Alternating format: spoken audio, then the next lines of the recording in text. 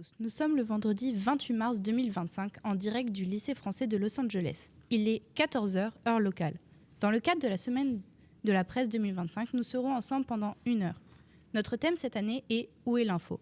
Et pour animer cette émission, je serai accompagnée de Dominique, à qui je laisse le soin de vous présenter le programme de l'émission. Merci Lily Rose. Nous commencerons par une revue de presse de la semaine présentée par Camille, Juliana et Guillaume. Nous nous intéresserons ensuite à une information étonnante concernant les maths et l'année 2025 avec Aya et Alexandre. Vers 14h10, William et Gavin nous parleront en anglais de la présence de la langue française aux États-Unis. Nous reviendrons ensuite à Los Angeles, puisque Mehdi et Ambre nous présenteront les lieux insolites de la ville et nous ferons écouter un micro-trottoir sur la culture locale réalisé par leurs soins.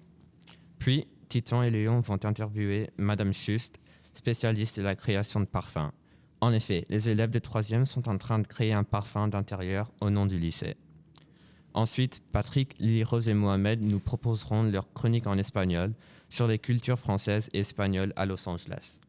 Lily, Bella et Jean enchaîneront avec une chronique sur les ingénieurs et inventeurs français qui se sont fait connaître aux États-Unis. En fin d'émission, Coco, Yasmine et Sandro prendront la parole sur le thème « Les pièges de l'info, démêler le vrai du faux ».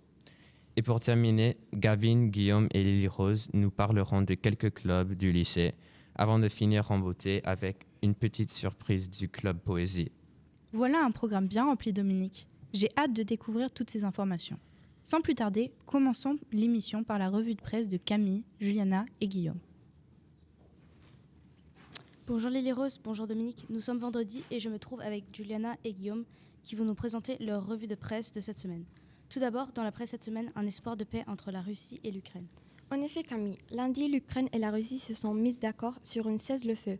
La Russie et les États-Unis ont discuté à huis clos pendant 12 heures lundi dans un palace de la capitale de l'Arabie Saoudite sur les contours d'une éventuelle trêve par-il entre Moscou et Kiev, explique le journal Ouest France. Une réunion entre les délégations américaines et ukrainiennes avait eu lieu la vieille dimanche. Et quel est l'objectif de cet accord, Guillaume ? D'après le journal Libération, l'objectif est de restaurer l'accès des produits agricoles russes au marché mondial. Dans un autre communiqué, la première puissance mondiale s'est également engagée à poursuivre ses efforts pour les échanges de prisonniers, le retour des détenus civils et des enfants ukrainiens déportés de force. Après une réunion d'experts russes et américains, la Maison-Blanche a annoncé le 25 mars que Kiev et Kremlin, les capitales respectives de l'Ukraine et de la Russie, se sont mis d'accord pour cesser les hostilités en mer Noire. Rustem Omerov, ministre ukrainien de la Défense, annonce également pour la mise en œuvre effective des accords, il est important d'organiser dès que possible des consultations supplémentaires afin de s'étendre sur les détails et les aspects techniques de la mise en œuvre, du suivi du contour des accords. Le journal Le Figaro estime qu'il est de la responsabilité des pays de l'ONU d'aider à régler le conflit. Les Européens discutent des garanties de sécurité à donner à l'Ukraine dans l'hypothèse d'un arrêt de combat, y compris le déploiement des troupes au sol. Un nouveau sommet de pays de la coalition des volontaires prêts à apporter ces garanties de sécurité a eu lieu hier jeudi à Paris. Nous ne pouvons qu'espérer que cette guerre, qui a impacté jusqu'à 1 million de victimes, morts, blessés et prisonniers, se conclue de manière paisible. Autre sujet dans la presse cette semaine, Juliana et Guillaume, une mystérieuse spirale bleue aperçue en Europe lundi soir. En effet, Camille, cette spirale bleue a été aperçue en France dans certains pays d'Europe lundi 24 mars 2025. Derrière ce phénomène très étrange se cache une explication de plus simple. C'est exact, Juliana. Cependant, d'après France Info, sur les réseaux sociaux, les internautes ont déclenché des rumeurs les plus folles, créant la panique chez certains. De nombreuses personnes pensaient à l'arrivée imminente d'un vaisseau alien ou d'un message codé. En effet, comme le précise le journal en ligne 20 minutes, cette apparition spectaculaire est due au passage d'une fusée SpaceX. Le météorologiste Guillaume Séché affirme sur X, hier soir vers 21h45, une spirale de couleur bleue a été observée dans le ciel de France et d'une grande partie de l'Europe. Il s'agit d'une opération de désagage d'une fusée Falcon de SpaceX. Le journal en ligne 20 minutes ajoute qu'une procédure de dégazage correspond à un largage de carburant restant dans une fusée à la fin d'une mission. Lorsqu'il est diffusé dans l'atmosphère, cela donne cette couleur bleue particulière. C'est une procédure normale qui permet de sécuriser la fusée pour éviter que ce carburant cause des problèmes au moment de la rentrée atmosphérique. Ce n'est d'ailleurs pas la première fois que ce phénomène a pu être observé, n'est-ce pas Juliana? Tout à fait, Camille. Comme l'explique Ouest France, le dimanche 19 juin 2022, le même phénomène avait été observé dans le ciel en Nouvelle-Zélande. Cela forme brièvement un nuage dans l'espace qui est éclairé par le soleil. Expliquait alors Richard Easter, physicien à l'université d'Auckland après du Guardian. Il s'agissait aussi d'une fusée Falcon 9 de SpaceX lancée depuis le Cap Canaveral en Floride le jour même. D'après le site internet de France 3 Région, la mission de cette année a pour but la mise en place de satellites d'espions américains, appelés NROL 69. Elle est organisée par l'entreprise Elon Musk, SpaceX, dans le cadre du réseau de National Recognition Office, NRO. C'est un des 18 offices du représentant américain qui gère et pilote des satellites d'espionnage des États-Unis. Olivier Sangui, toujours sur le site de France 3, explique « La fusée rallume son moteur pour qu'il rentre dans l'atmosphère dans une zone contrôlée. Auparavant, elle large le carburant restant, oxygène et kérosène. L'étage est en rotation, il dégage et large ça, ce qui crée cette spirale de la couleur bleue due au gaz. Cela s'appelle passiver un étage des fusées. En vidant ses réservoirs, ce qui a donné la spirale d'hier soir.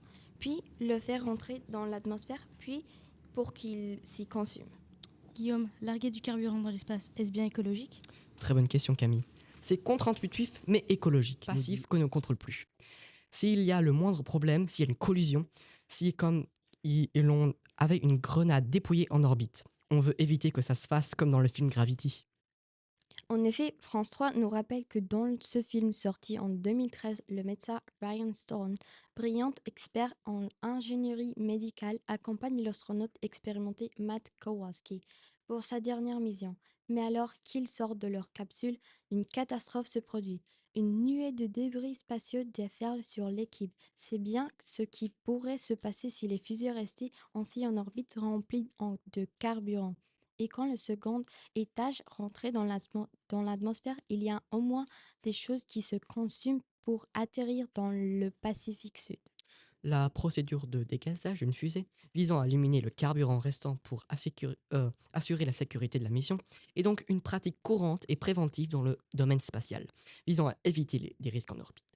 Il rappelle l'importance de gérer des déchets spatiaux pour prévenir des accidents, comme ceux imaginés dans le film Gravity. Merci Juliana et Guillaume pour cette revue de presse de la semaine. À bientôt.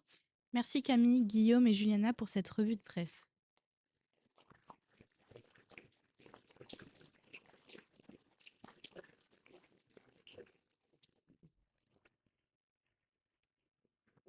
Lily Rose, dans quelques secondes, nous retrouvons Aya et Alexandre qui viendront nous présenter la chronique des mathématiques. Pour ceux qui viennent de nous rejoindre, notre antenne, nous sommes en direct du lycée français de Los Angeles pour une émission spéciale autour du thème Où est l'info? Nous retrouvons à présent Aya et Alexandre venus nous présenter une chronique sur les mathématiques. En effet, cette année 2025 est une année très spéciale. Bonjour Aya, bonjour Alexandre. Bonjour Lily Rose, bonjour à tous. Aujourd'hui, on va parler chiffres. Oui, des nombres, mais pas n'importe lesquels. Parlons de 2025. Parce que cette année n'est pas juste une autre date sur le calendrier. Non, elle a quelque chose de spécial. Peux-tu nous en dire plus, s'il te plaît, Alex? Bien sûr, Aya. D'abord, un petit jeu. Prenez votre calculatrice, ou mieux encore, faites-le de tête. Que se passe-t-il si vous prenez 45 et que vous le multipliez par lui-même? 45 fois 45. Eh bien, vous obtenez 2025. Oui, cette année est un carré parfait, un nombre qui s'écrit comme le carré d'un entier. Et savez-vous que 2025 est le seul carré parfait dans le 21e siècle? Le dernier était en 1936 et le prochain sera en 2116. Mais ça se n'arrête pas là. 2025 est aussi un produit de carré puisque 2025 égale 9 au carré fois 5 au carré, mais aussi la somme de 3 carrés. 20 au carré plus 40 au carré plus 5 au carré égale 2025. Incroyable. Et ce ne doit être que le sommet de l'iceberg. De même, c'est une année Nicomaque, Nicomaque étant le père d'Aristote, ce qui veut dire que le carré de la somme des chiffres 2025, donc 1 plus 2 plus 3 plus 4 plus 5 plus 6 plus 7 plus 8 et plus 9 au carré égale 2025. La dernière année Nicomaque était il y a plus de 700 ans, en 1296. La prochaine serait dans exactement 1000 ans, en 3025. De plus, Prenons tous les chiffres de 1 à 9 au cube et additionnons-les. Le résultat sera 2025. Et si on s'amusait avec les chiffres qui composaient 2025, additionnons-les. 2 plus 0 plus 2 plus 5 égale 9. Et 9, d'après numérologie.net, c'est le chiffre de l'achèvement, de la sagesse. Peut-être un signe que 2025 sera une année de grande réalisation. Sans doute, oui. Finalement, 2025 est la somme des 45 premiers nombres impairs, donc de 1 à 89. Alors, bien sûr, on ne va pas se mentir, au quotidien, ces propriétés mathématiques n'auront pas changé notre façon de vivre. Mais elles nous rappellent une chose essentielle. Le nombre est une poésie cachée, une harmonie insoupçonnée. Merci Yaya. Merci à toi, Alex. Merci Aya, merci Alexandre pour cette chronique sur les mathématiques.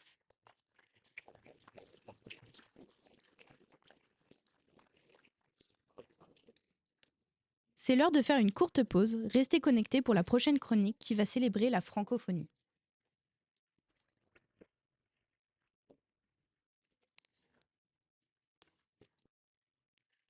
Il est 14h10. Nous sommes en direct du lycée français dans le cadre du grand direct de la semaine de la presse.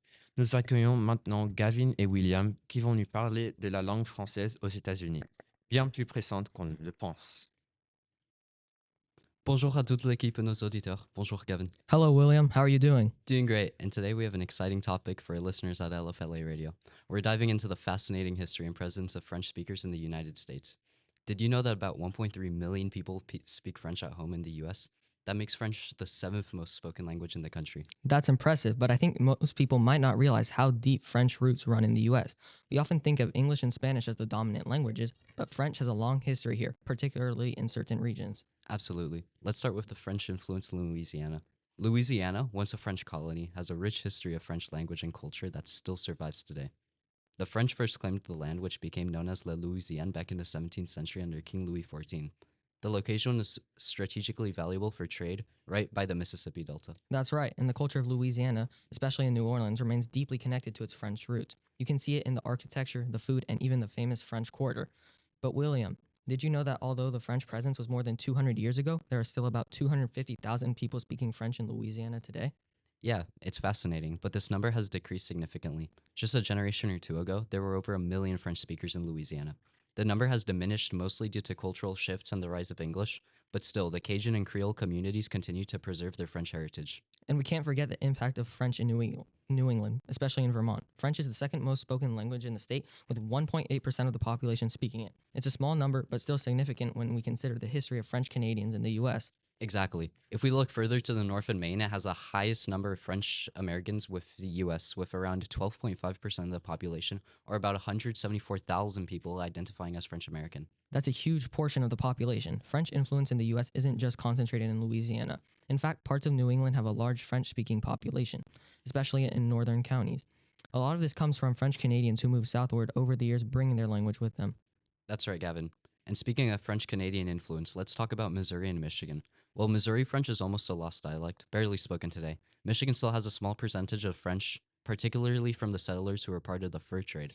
These were early French pioneers who settled in the rural areas. And in Michigan, there's a unique variant of French known as Muskrat French, which was spoken by those French settlers. While it's not widely spoken anymore, it's an interesting example of how French developed in different parts of the U.S. Now, we can't forget about the Métis French, spoken by the Métis people of North Dakota. The Métis are actually a mixed ethnic group with both European and indigenous ancestry. It's a very small community, but they maintain their own form of French. You know, it's incredible how French has woven its way through the tapestry of the U.S., especially when you think about 23 million French Americans live here. About 1.3 million are French Canadian, with the rest having roots in France, Belgium, and other French-speaking countries. That's right. In total, about 7.4% of the U.S. population, or about 26 million people, can trace some kind of French ancestry or speak French. And the language has had a lasting impact, not only in terms of language, but also culture, art, food, and so much more. Absolutely, William. French is more than just a language. It's a living, breathing part of the culture in many regions across the U.S. And even though the numbers have dwindled over time, the influence of French-speaking communities remains incredibly strong. Well said. It's amazing to think about how the French language continues to survive, adapt, and thrive in various forms across the United States. And of course, there's still so much more to explore on this topic, from French festivals to the preservation of regional dialects. We could definitely dive deeper into that, but for today, we've given our listeners a good overview of the lasting French legacy in the US. Let's keep this conversation going in the future, William. Sounds great. We'll see you next time on LFLA Radio, where we continue to explore the fascinating cultural connections between France and the US. À bientôt, everyone. Merci Gavin et William pour votre intervention.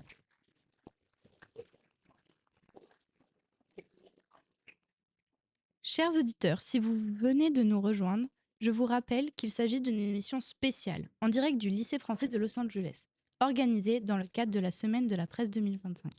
Le thème est « Où est l'info ?» Eh oui, Lily Rose. À cette occasion, les élèves de 3e nous présentent les lieux insolites de Los Angeles. Bonjour Ambre, bonjour Mehdi. Vous allez nous parler des lieux les plus insolites de Los Angeles. Bonjour à tous.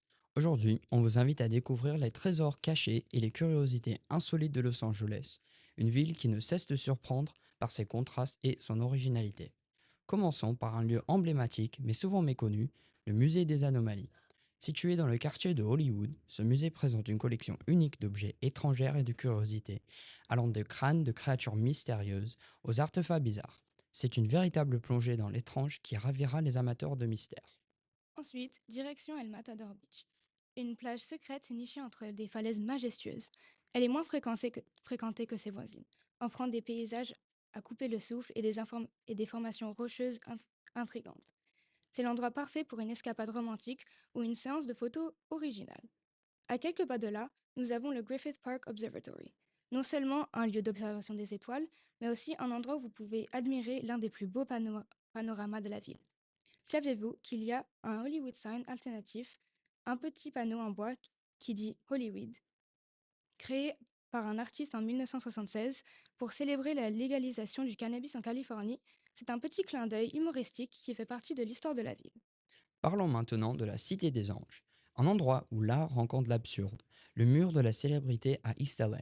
Ce mur vibrant de couleurs rend hommage à des icônes de la culture pop, mais il est aussi un terrain de jeu pour les artistes de rue. Ne manquez pas de prendre une photo avec ces œuvres uniques, qui changent régulièrement. Enfin, finissons notre tour par les Watts Towers, une œuvre d'art monumentale créée par Simon Rodia entre 1921 et 1954.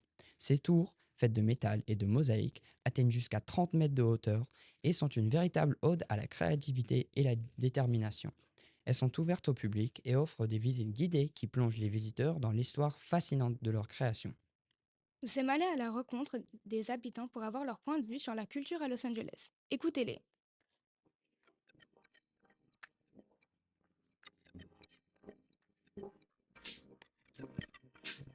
Hi, thank you for coming and letting us talk to you. So our first question is, in what part of LA do you live in? Right around here near Culver City. Miracle Mile.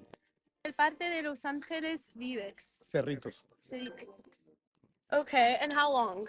I've been here since like 2007. 5 years. Creo que con los 3 años de los tres, like more than 40 years. Less than a year. From here, but I was in New York City for 12 years. If I told you these two words, culture and Los Angeles, what do you think of? It means a whole lot of things because LA has all these different kinds of people from all over the world, and each one of them or each pocket of people is into their own little thing. So it's just kind of like a collage. Drive a lot because LA culture you have to drive, and the weather's nice most of the time, so you find yourself active and outside a lot. Me gusta mucho diferentes tipos de culturas. Eso es lo que más me atrae de todas las nacionalidades. La comida. Estoy de acuerdo. La comida es lo más importante. Now, how do you find that LA culture has impacted you as a person? I think it's just from being around all kinds of different people and cultures. You kind of appreciate everybody. Yeah, we gotta like other things. So yeah, that's we gotta like. I do feel like it's a diverse city. I think you get a lot of different cultural aspects. Like you have all the different like Koreatowns. You have like obviously the Mexican influences. I think you can get like a taste of main what parts of LA you spend fashion? I think there are certain events that, I mean, I see that, again, I just moved here, so acclimating, but there are events that I've seen based on different cultures that are interesting to go to. So it's nice to see different perspectives and then influences on the city and people that you meet. So it's nice. My last question would be, do you think that LA's cultural influence or influenced by industrial cinema and music? Do you think that that's a big part of like LA's culture? Oh, well, yeah, I'm in the film industry, so I think definitely most of the people I know who aren't from LA come here for either the music or the cinema industry. 100%. Like not, most of the LA expats, they literally come here for music or entertainment. I don't know too many people who come here just because it's expensive. Et voilà, chers auditeurs, juste un petit aperçu des curiosités insolites de Los Angeles.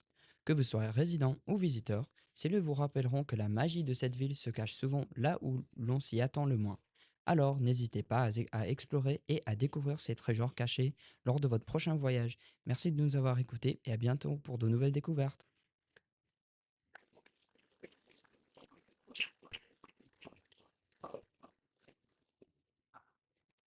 Passons maintenant au deuxième thème abordé lors de cette rencontre avec les habitants, le parfum. En effet, les élèves de 3e vont créer un parfum dédié au lycée français de Los Angeles, à l'occasion des 60 ans du lycée. Et ils ont voulu connaître les goûts des habitants de la ville.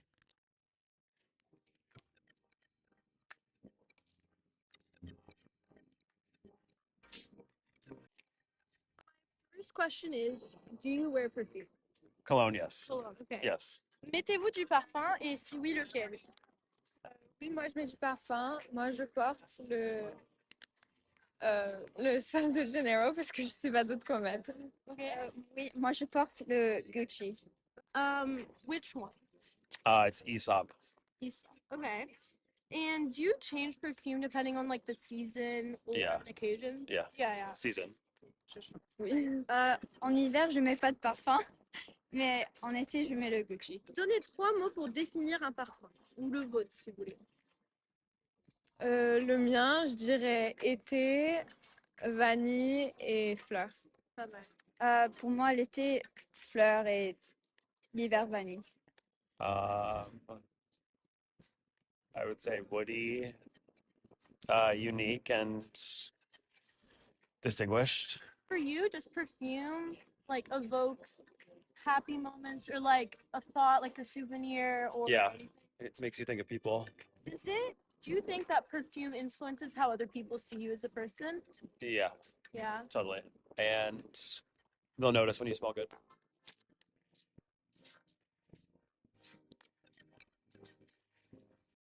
Nous accueillons maintenant notre invité, Alicia Schust, spécialiste du parfum. Je laisse l'antenne à Titan et Léo qui ont des questions à lui poser. Nous nous tournons maintenant vers Madame Schust, qui est une spécialiste de parfum. Bonjour Madame Schust, pouvez-vous vous présenter en nous parlant d'abord de votre parcours universitaire, puis votre parcours professionnel? Oui, alors bonjour, merci pour cette interview. Mon parcours universitaire, donc après avoir fait un baccalauréat scientifique, j'ai fait une licence de chimie, chimie des composés odorants et aromatiques, donc une licence en 3 ans, suivie d'un master, donc mon master 1 en chimie organique et mon master 2, donc mention chimie, master ICAP, ingénierie des cosmétiques, arômes et parfums, en parcours arômes et parfums à l'université de Montpellier 2. À la fin de mon master, j'ai travaillé chez 5e Sens, une compagnie de création et de formation dans le parfum qui se trouve à Paris, au pied de la Tour Eiffel. Et à 5e Sens, j'étais assistante parfumeur. Après cette formation, donc, j'allais signer mon CDI pour être parfumeur chez 5e Sens et responsable du laboratoire. Mais j'ai suivi mon mari ici à Los Angeles. On pensait que ça allait être pour 1 an et voilà maintenant 12 ans que je suis là. Voilà. Pourquoi avez-vous choisi de vous orienter vers le parfum? Est-ce que ce thème vous intéressait depuis longtemps? Oui, alors depuis petite, je n'arrêtais pas de sentir les fleurs, les épices. Ma mère me disait: «Arrête de mettre ton nez dans les fleurs. Un jour, tu vas te faire piquer par une abeille. Et donc, ma mère vient de l'île de la Réunion. Donc, vous connaissez aussi peut-être l'île de la Réunion, qui est connue pour le géranium, le vétiver, la vanille au bourbon. Donc, j'ai été bercée par les épices aussi. Ma mère qui utilisait beaucoup de curcuma, de safran, du gingembre, du kombava. Donc, j'ai été vraiment bercée par le monde des odeurs des petites. Merci. Pouvez-vous nous expliquer comment on crée une odeur pour la parfumerie? Et aussi, il existe des parfums naturels et d'autres synthétiques. Est-ce qu'il y a une différence? Oui, alors nous utilisons des matières premières naturelles qui sont issues de fleurs, de feuilles, d'écorces ou de racines, hein. Donc, comme vous savez, la rose, le vétiver, le patchouli. Donc, tout ça, ça vient des matières premières naturelles, mais on a aussi des matières premières scientifiques, pardon, des matières premières synthétiques. Et donc, nous avons deux types de matières premières synthétiques. Nous avons les matières premières synthétiques qui proviennent de réactions chimiques. Donc, par exemple, vous connaissez tous Chanel numéro 5, qui a l'aldéhyde C12, l'aldéhyde C12-MNA, qui une odeur de linge propre, une odeur un peu métallique, qui se marie bien justement avec les fleurs dans ce parfum de Chanel. Et donc, nous avons aussi les matières premières synthétiques. Nous avons des isolats qui sont des composés extraits de matières premières naturelles. Donc, par exemple, on extrait le géraniol de la rose. Et donc, nous avons aussi des fleurs qu'on appelle des fleurs muettes. Par exemple, le muguet, c'est une fleur très fragile on ne peut pas extraire le parfum de cette fleur. Et donc, du coup, on recrée l'odeur de cette fleur grâce à des matières premières synthétiques, comme aussi le musc, qui maintenant, on ne peut plus utiliser le musc animal, donc ça provenait du chevreautin. Maintenant, nous utilisons des muscs synthétiques et aussi les matières premières synthétiques. On les utilise parce que maintenant, les matières premières naturelles ont un coût très élevé. Donc, c'est une question de coût, mais aussi de réglementation à cause des allergènes. Donc, et les matières premières synthétiques, on va dire que ça agrandit la palette du parfumeur. Grâce à ces matières premières, il a plus d'options pour composer son parfum. Pouvez-vous nous décrire les différents classements de parfums, les types d'odeurs? Oui, alors nous avons tout d'abord les notes de tête. Donc, dès que vous ouvrez un parfum, les notes de tête, c'est les premières notes que l'on sent. C'est les matières les plus volatiles. Donc, nous avons les hespéridés comme le citron, la bergamote, l'orange. Nous avons aussi les aromates comme la lavande, le basilic, la menthe. Ensuite, nous avons un peu plus tard, au bout de quelques minutes, quelques heures, nous avons les notes de cœur. Donc, c'est par exemple les notes fleuries ou fruitées. Et enfin, en note de fond, c'est un peu plus intense. Nous avons les notes boisées ou gourmandes avec des molécules plus lourdes. D'accord. Quels sont les métiers nécessaires à la fabrication d'un parfum et quels sont leurs rôles? Alors, nous avons le parfumeur, hein, le nez, qui compose les formulations. Ensuite, nous avons l'évaluateur qui évalue les compositions du parfumeur par rapport au brief donné et qui lui dit cette composition, il faudrait qu'elle soit un peu plus gourmande, par exemple, par rapport au brief qui lui a été donné. Nous avons aussi l'assistant parfumeur qui aide le parfumeur et qui fait les pesées de formules. Et un métier aussi nécessaire, c'est le responsable en affaires réglementaires, hein, qui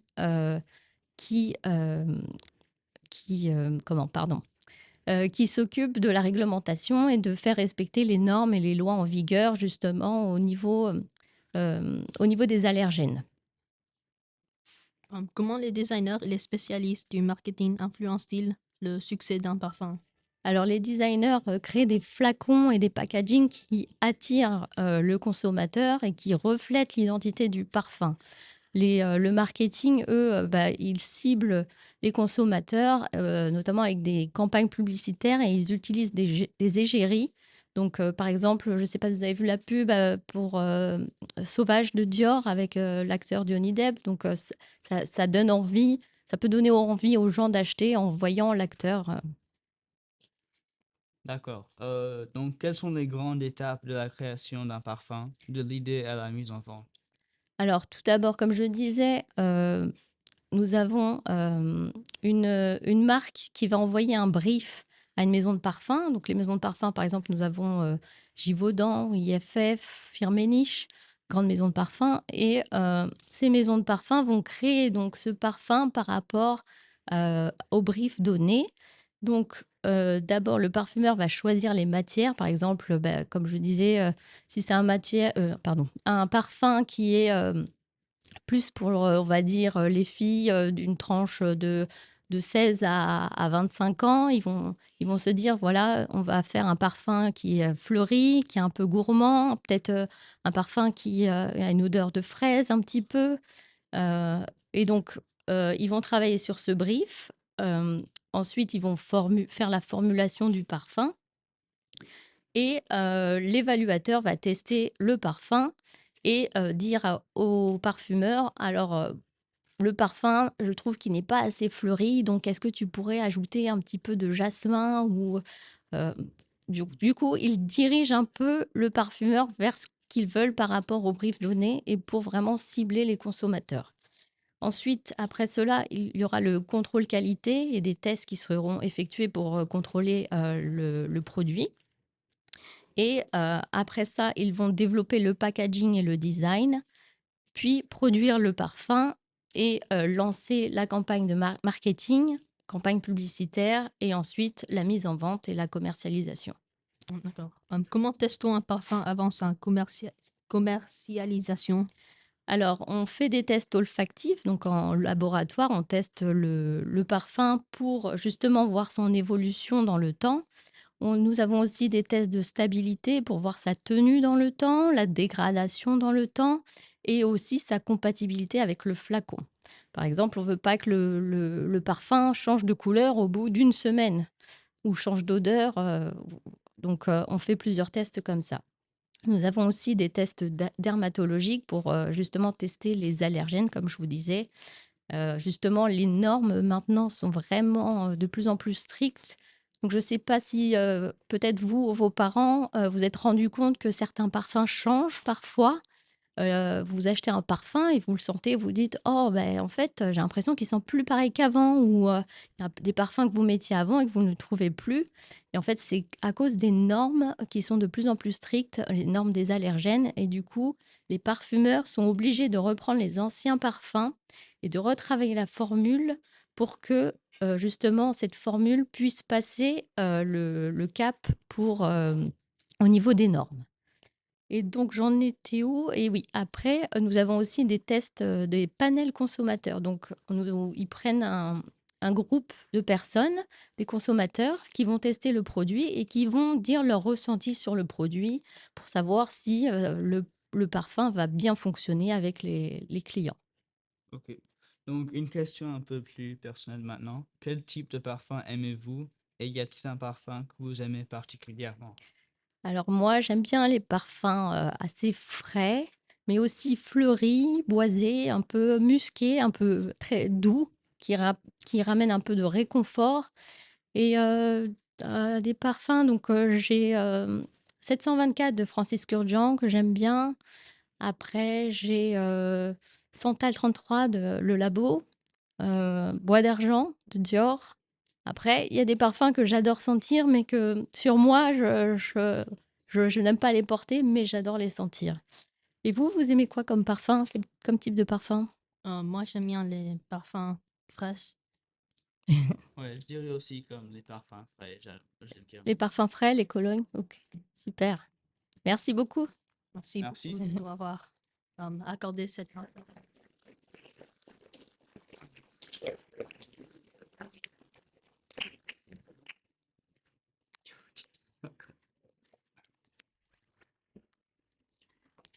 Merci à vous, Titan et Léo, pour cette intervention sur le parfum.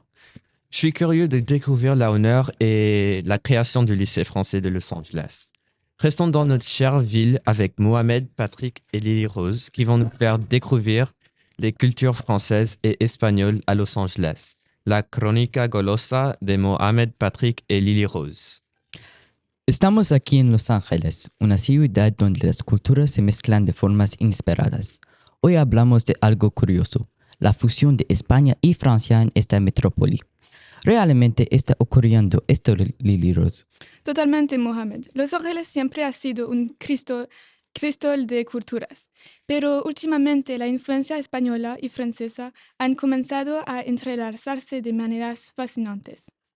¿Me puedes dar un ejemplo, por favor? Por supuesto. En West Hollywood, por ejemplo, hay pastelerías como San Laurel donde puedes encontrar croissants rellenos de jamón ibérico ¡Qué rico! y algunos restaurantes de moda. El clásico ratatouille francés ahora lleva un toque de pimentón de la Vera en Spain Restaurant. Es una combinación de lo mejor de ambas gastronomías. Pero esto va más allá de la comida, ¿verdad, Patrick? Exacto. En la música, por ejemplo, cada vez es más común ver fusiones entre el flamenco y la chanson francesa en bares de Silver Lake o en festivales de arte en Downtown. ¡Olé! Es como si Los Ángeles estuviera reinterpretando estas dos culturas y dándoles un nuevo aire. Además, hay lugares como el Teatro Raymond Cabas sobre Pico Boulevard donde tienen lugar muchas prestaciones francesas y españolas. Entonces, ¿dirías que aquí España y Francia ya no son rivales históricos, sino aliados culturales? Exactamente, Mohamed. Aquí no hay fronteras. España y Francia son ingredientes de una identidad nueva que se cocina a fuego lento en la olla cultural de Los Ángeles. ¡Increíble!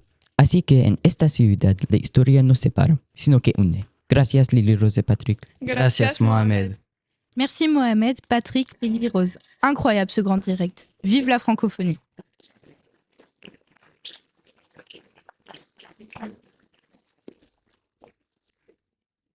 Tout à fait, Lily Rose. Les langues sont à l'honneur de cette année, et particulièrement le français. Passons maintenant à la chronique sur les ingénieurs et inventeurs français qui ont réussi aux États-Unis, avec Lily, Bella et Jean. Bonjour Lily, bonjour Jean, bonjour à tous. Vous suivez en direct votre rubrique tech de la semaine. Aujourd'hui, nous allons parler des Français qui ont des idées de franchir le pas et qui se sont installés aux États-Unis avec un projet en tête bien précis, celui de travailler pour les plus grandes entreprises de la tech américaine ou pour des startups françaises qui se sont exportées aux États-Unis. Oui, en effet, plus de 100 000 ingénieurs français travaillent actuellement aux États-Unis, dont 10 000 rien qu'en Californie et notamment dans la baie de San Francisco. Et ce chiffre est en constante augmentation depuis les années 2000, où ils étaient seulement 6 000 ingénieurs qui travaillent aux États-Unis, selon le consulat de France de Washington. Environ 19% des ingénieurs aux États-Unis sont originaires de la France. Oui, et parmi les grandes entreprises françaises, ce sont celles qui opèrent à l'international qui enregistrent les meilleurs résultats. Les grands secteurs comme l'aéronautique et l'aérospatiale, la chimie et la pharmacie, ou encore l'agroalimentaire et la construction sont les locomotives du développement économique français à l'international. Mais les entreprises françaises se montrent aussi de plus en plus performantes et innovantes dans les secteurs de la tech, de l'énergie ou du NTIC, ce qui désigne une combinaison d'informatique et de télécommunications. Et combien d'entreprises d'origine française y a-t-il aux États-Unis ? D'après l'INSEE, en 2020, les firmes multinationales françaises sont implantées dans 4 900 filiales aux États-Unis. Ces ingénieurs français travaillent majoritairement dans les marchés en plein essor tels que l'intelligence artificielle, la cybersécurité, la data science et big data, le développement de logiciels, d'applications mobiles et de plateformes web. En ce qui concerne les lieux de travail, San Francisco et le Silicon Valley restent les endroits majeurs pour la tech, car c'est là où se trouvent les nombreuses entreprises comme Apple, Google, Facebook, mais bon, New York et Los Angeles sont également des hubs importants. New York est particulièrement reconnu pour la finance, la tech et les entreprises de médias numériques, tandis que Los Angeles se distingue par ses entreprises liées à la tech dans les domaines de divertissement, des jeux vidéo et des startups. C'est exact, Jean. Les ingénieurs dans la tech ont développé des produits et services qui ont transformé nos vies quotidiennes, comme par exemple des applications mobiles comme Instagram ou WhatsApp, créées par des ingénieurs issus de startups avant d'être achetés par des géants, des plateformes cloud comme AWS ou Google Cloud qui permettent aux entreprises de stocker et traiter d'énormes volumes de données, des systèmes d'IA pour automatiser des processus comme les recommandations sur des plateformes telles que Netflix ou Spotify. Les rôles des ingénieurs varient en fonction des projets, mais en voici quelques-uns. Ingénieur logiciel, développement d'applications de plateforme, data scientist, analyse de données et extraction de valeur à partir de données massives, ingénieur en IA, développement d'algorithmes d'intelligence artificielle et de machine learning, Product Manager, gestion du développement des produits tech, coordination entre les équipes techniques et commerciales. Bon, Lily et Bella, connaissez-vous Luc Julia, un des ingénieurs français qui a marqué l'histoire des technologies aux États-Unis? Moi, je trouve son parcours fascinant. Il est surtout connu pour être le co-créateur de Siri, l'assistant vocal d'Apple. Avant de rejoindre Apple, Luc Julia a travaillé sur des projets de recherche en intelligence artificielle et en traitement de langage naturel. Il a aussi collaboré avec d'autres entreprises technologiques de renom. Aujourd'hui, c'est un des grands noms de l'innovation en IA. Oui, Jean, on le connaît. Luc Julia a d'abord étudié en France, puis il a été attiré par les États-Unis pour poursuivre ses recherches. Il a rejoint plusieurs institutions et entreprises, ce qui lui a permis de travailler au cœur de l'innovation technologique. C'est là qu'il a commencé à se faire au nom dans le domaine de l'intelligence artificielle. Il a d'abord travaillé sur des projets à la NASA et à la CNRS avant de se tourner vers l'industrie privée. Luc Julia est définitivement une personne avec un parcours exceptionnel, mais ce n'est pas le seul ingénieur français à avoir marqué les États-Unis. Par exemple, l'ingénieur et entrepreneur français Jean-Baptiste Le Forestier, qui a cofondé la start-up Neurotech spécialisée dans les technologies cérébrales. Ou encore Pierre-Michel Ricard, un autre ingénieur français connu pour son travail chez Google. Ces réussites montrent vraiment l'impact des ingénieurs français dans la tech aux États-Unis, par leur approche analytique et leur formation technique. Ils ont souvent une vision très précise et novatrice des problèmes. Leur capacité à penser différemment, à fusionner la technologie et l'art, a joué un rôle clé dans leur réussite. C'est fascinant de voir que même si l'innovation vient souvent de la Silicon Valley, des talents français continuent à façonner l'avenir des technologies. Oui, c'est impressionnant. Et peut-être qu'un jour, un autre Français proposera aux États-Unis une nouvelle idée qui changera encore notre quotidien. C'est la fin de notre rubrique tech. Merci à tous pour votre attention. Merci Bella, Jean et Lily. Les Français sont vraiment à l'honneur cette année.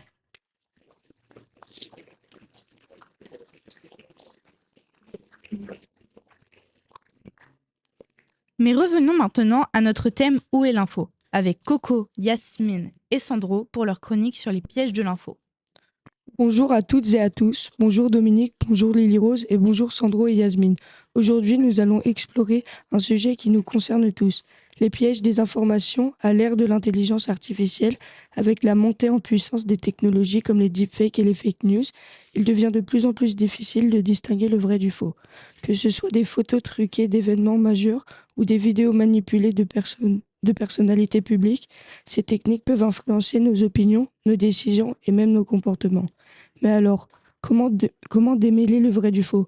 Ensemble, avec Sandro et Yasmine, nous allons vous faire découvrir les dangers que ces pratiques représentent et les outils à notre disposition pour nous protéger.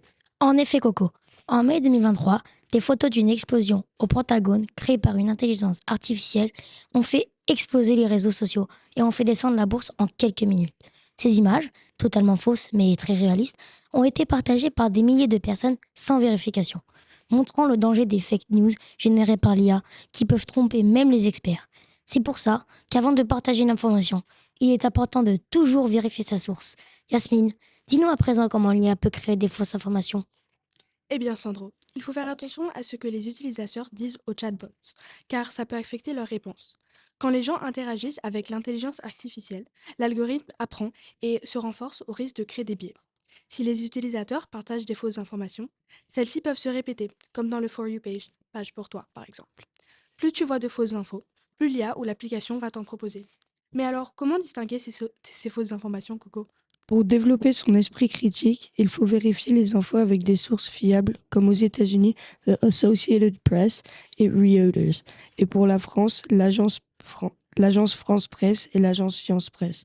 Il est aussi important de se méfier des titres qui attirent trop l'attention.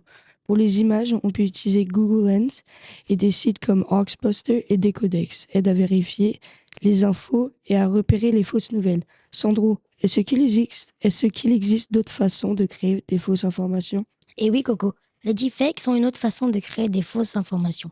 Le cinéaste Jordan Peele a créé une vidéo en 2018, un deepfake de l'ancien président Barack Obama en train de prononcer un faux message d'intérêt public.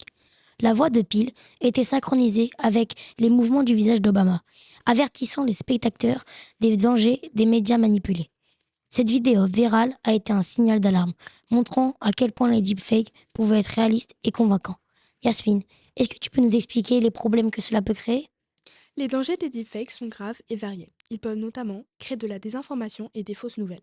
Les deepfakes peuvent être utilisés pour créer des fausses vidéos convaincantes de personnalités publiques, diffusant de fausses informations susceptibles d'influencer la politique, les mouvements sociaux ou l'opinion publique, ou développer des vols d'identité et des fraudes. Les criminels peuvent imiter le visage et la voix d'une personne pour tromper les gens, contourner les systèmes de sécurité ou se faire passer pour des personnes lors d'appels vidéo ou de transactions financières. Ils peuvent aussi porter atteinte à la réputation. Les deepfakes peuvent aussi représenter faussement des individus dans des situations compromettantes en utilisant la cyber-intimidation et le harcèlement. Les fausses vidéos peuvent donc être utilisées pour embarrasser et intimider, en particulier dans les faux environnements de médias sociaux. Mais alors Coco, comment s'en protéger? Voici quelques conseils. Premièrement, il faudra vérifier la source et le nom de la personne qui diffuse les deepfakes, mais aussi observer attentivement le visage, les yeux, les mains, etc. Souvent, l'IA qui crée ce deepfake ne fait pas ses membres correctement et il peut y avoir des glitches et des actions inhumaines. Une autre façon de repérer un deepfake est de faire un clic droit et inspecter une vidéo. Là, on peut obtenir certaines informations comme le lien URL du background de cette vidéo et les différentes sources du document. En conclusion, l'intelligence artificielle est une technologie fascinante qui transforme notre quotidien. Mais elle comporte aussi des risques importants. Les fake news peuvent provoquer des crises financières ou sociales, tandis que les deepfakes menacent la réputation et la sécurité des individus. Heureusement, il existe des moyens pour se protéger. Vérifier les sources, utiliser des outils comme Google Lens ou des codex et développer notre esprit critique face aux informations qui circulent. Apprendre à identifier ces manipulations est essentiel pour éviter de tomber dans leurs pièges. Alors, après cette émission, serez-vous capable de démêler le vrai du faux? Merci d'avoir écouté notre chronique Les pièges de l'info, démêler le vrai du faux. Et merci Coco et Yasmine. Merci Coco, Yasmine et Sandro.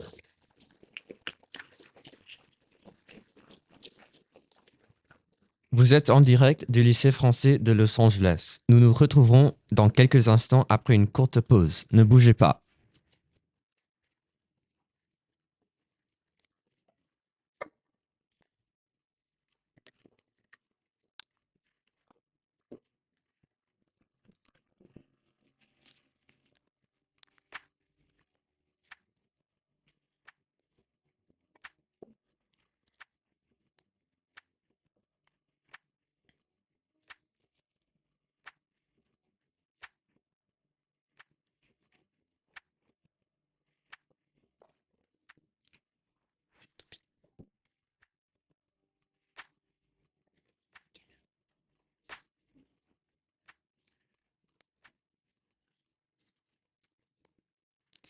Si vous venez de nous retrouver, nous sommes en direct du lycée français de Los Angeles. Il est 14h35. Pour terminer notre émission, Où est l'info? Gavin, Guillaume et Lily Rose vont maintenant nous présenter les clubs du lycée.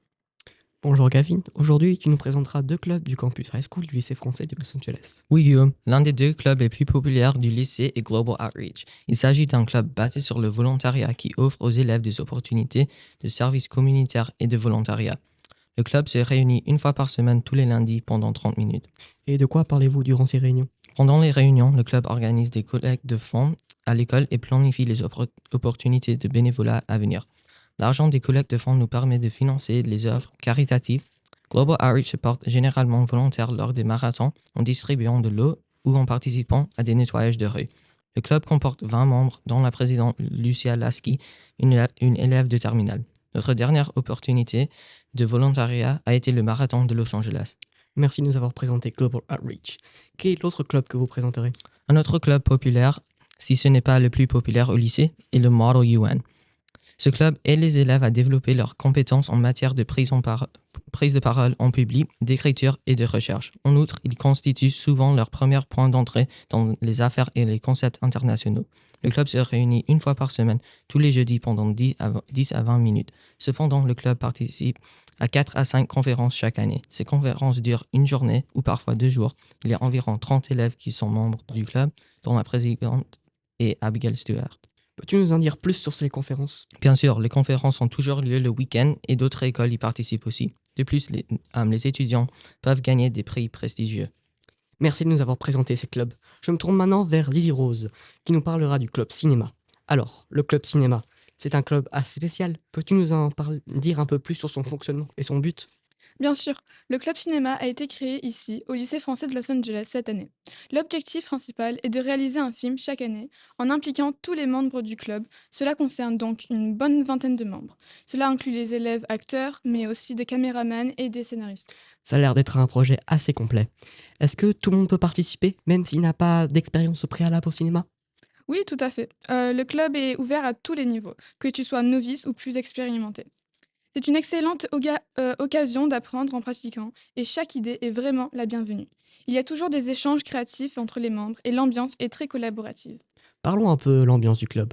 En comparaison avec d'autres clubs comme Global Outreach et Model UN, c'est plutôt détendu, non? Absolument.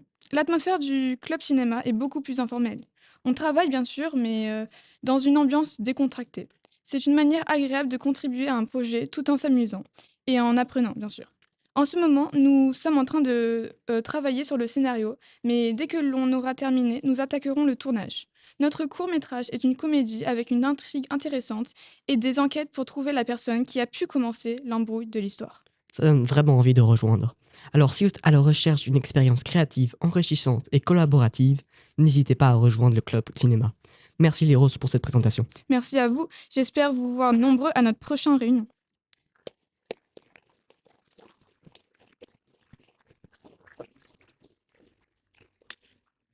Chers auditeurs, nous arrivons au terme de notre émission Le Grand Direct du lycée français de Los Angeles. Et pour finir en beauté, nous écoutons maintenant 3 poèmes écrits par le club de poésie du lycée et lus par Chloé. La traînée. Resplendissant son soleil où flânent ses chats scélérats dans des jardins secs, où les charmes du bout règnent encore et le vieux temps paralysé envahit. Pour se laisser aller, choisissez un siècle et immortalisez-le. Jadis, on se cachait en elle, elle qui nous nourrissait avec miel et melon, et elle se retrouve tachée par une traînée de Bordeaux sur sa peau si verte. Nous qui cherchions, fuyant notre temps, cet asile, souhaitant dans la terre, pousser des racines, s'emmêler avec une lignée dont moi, je me sens si éloignée. Mes racines sèchent quand elles brûlent et n'est plus verte et mes vers s'écroulent. Et quand on voit cette traînée, on voit une fissure qui vient perturber ce corps si ridé, cette province défaite, désormais forcée à quitter son temps. Loin d'ici.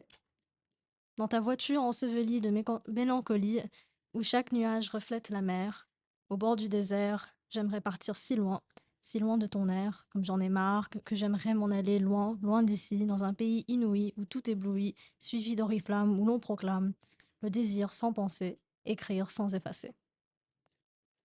Mon cœur se fâche quand je vois le tien, car j'ai toujours peur de t'aimer plus que tu m'aimes. Je peux tirer des pétales des fleurs, mais je ne saurais jamais pourquoi toi, tellement onirique, pourquoi tu m'aimes. Les pétales continueront de tomber. L'horizon en pleine ville. Brûlé par le soleil, l'ombre profond, j'entre dans la ville animée, seule. Le paix usé s'infiltre dans les jours, quand mon esprit s'envenime de ressentiment. Sais-tu ce que c'est d'être une pensée sans réponse? Je reste suspendue, m'attardant à ton étreinte. Comprends-tu ce que cela fait d'être toujours laissé au même endroit? Mon estomac se noue et ma tête bat la chamade. Sais-tu ce que c'est d'être incertain de son propre cœur? L'orange réchauffe l'horizon et je m'y enfonce. Ma tête s'enfièvre en suivant la musique du bar. Pourquoi l'amour doit-il me prendre autant? Mon ange m'est cruel, sa voix porte un ton de rêverie. Son esprit est loin, ailleurs quand elle joue, et je sais qu'elle est inabordable. Waouh, c'est vraiment très beau. Merci au club de poésie.